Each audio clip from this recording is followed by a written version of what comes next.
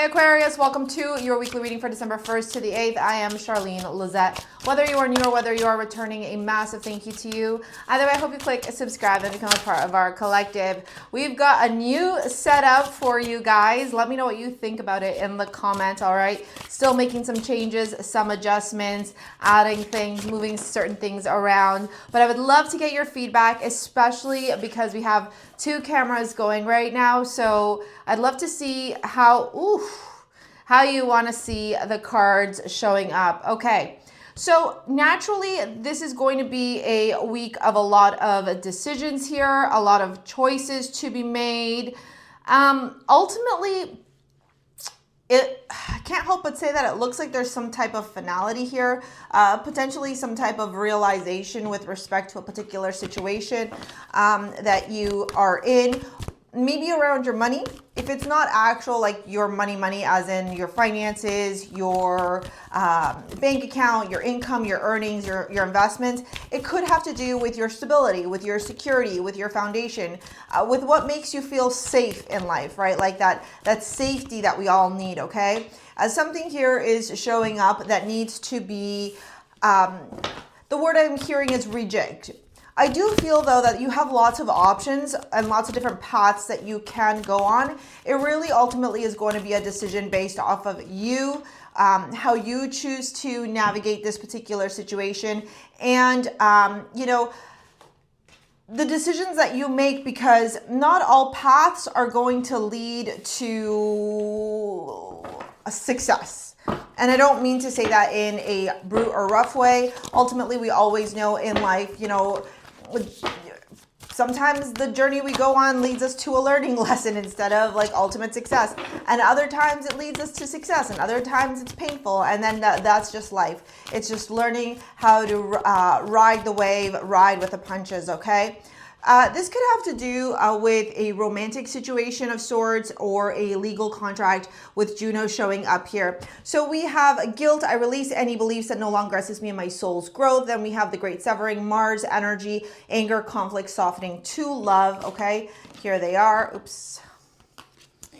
All right, and then we have Juno, like I shared with you. In astrology, Juno is the asteroid of commitment, of relationships, and of contracts, all right? Representative of the wife, and Jupiter is the husband. Now, we have the Queen of Swords, the Six of Cups, and the Knight of Pentacles starting off your reading. I honestly, I really love that you're showing up in your reading here, Aquarius, because despite whatever obstacles or challenges you may be going through this week, you are ultimately in control. You are in a place of being very logical, being very practical, being very rational. You're in this place of acknowledging your personal power, not allowing your emotions to cloud your judgment. You're very analytical in the way that you're processing these things, maybe a little bit too much. I always say that, you know, Aquarius's Achilles heel is that they like to overanalyze things. They like to logicify things. It's a word I've used to explain you guys often. And that is literally the kryptonite for you guys, because you're so spiritual. It's simply by your very nature. You're connected to Uranus, you're connected to Saturn.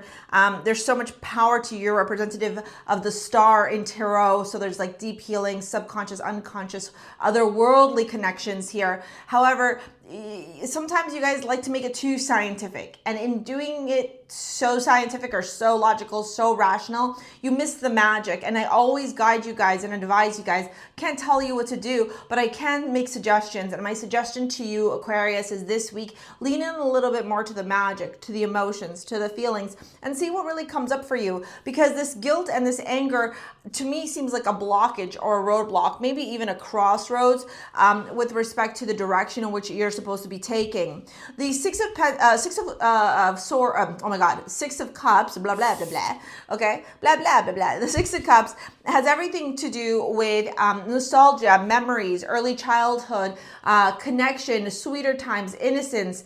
It's a very innocent card. It's a very beautiful card of receptivity, of balance, there is a remembering here of what it looks like to receive and what it looks like to experience innocence and purity in one's life.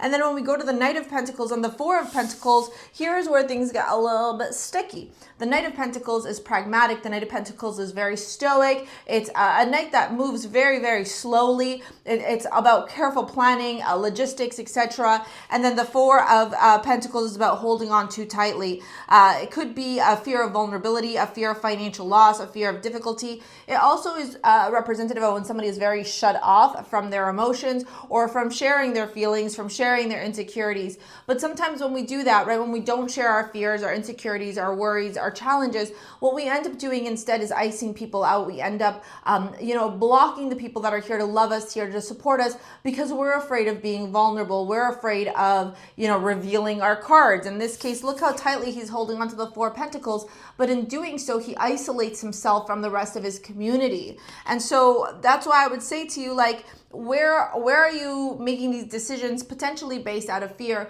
not out of any, truly emotional or respectful connection or bond. So sometimes with the Four of Pentacles, the other thing that I see a lot is hoarding resources and making decisions when it comes to your finances or your foundation, your stability, your security.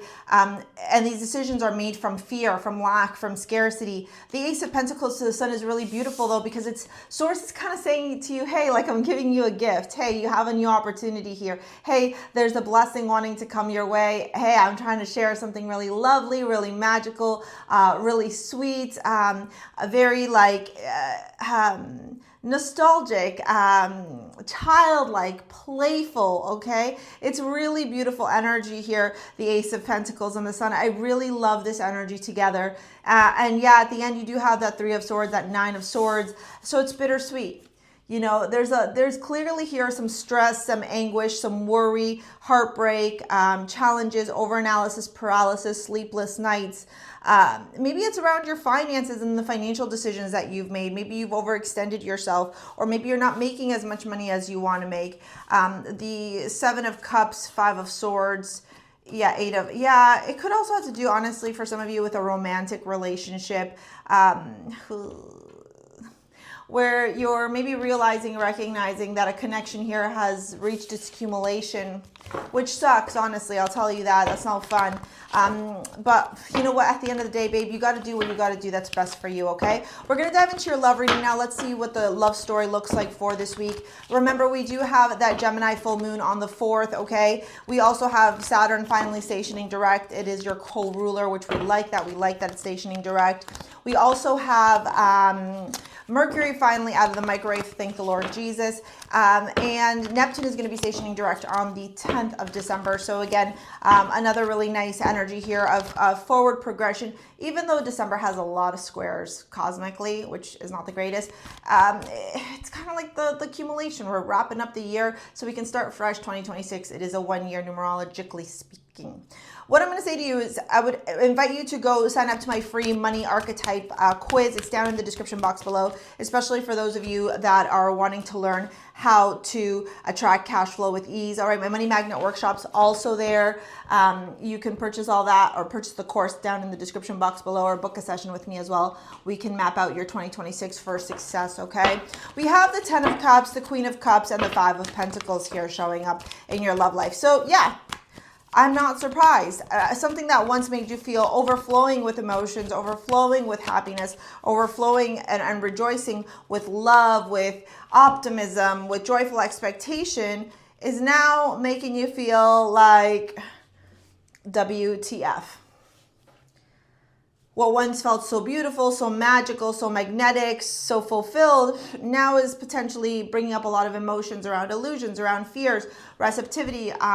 This could even be financial imbalances. So, maybe your partner demands too much of you financially. If you're single like a Pringle, you could have been dating somebody and then all of a sudden like the realization and you're like, damn, what the hell, right? Was this real life the whole time? Was I just like in a haze or days of illusions? If you are single like a Pringle, like totally, I see this being a week where you're really getting clear on what you need in romance and relationships. Me trying to blend the two words together. Ecstasy, chasing thrills, excitement, good time. Yeah, like it could have felt so good in the beginning here, and now, well, there is a second chance here, reconciliation, making amends, opportunity, if that's something that you want. I'm not going to tell you what to do. But yeah, it looks like it's here for you. 5 of Pentacles, 6 of Swords, and boundaries. No, drawing the line, enough. Look, you got to make these decisions when it comes to your love life. I always get people saying, like, what choice should I make? I don't know your life unless I sit down and do a cosmic session with you and we go through your astrology, your tarot, the psychic downloads, the coaches, the coaching, the mediumship work. I don't know, right? There's so many of you that watch my videos. I'm so grateful for all of you. I can say that if this is resonating with you, I would ask you, how much disrespect are you willing to accept? And then on the same side, I would say long-term relationships require forgiveness and compassion.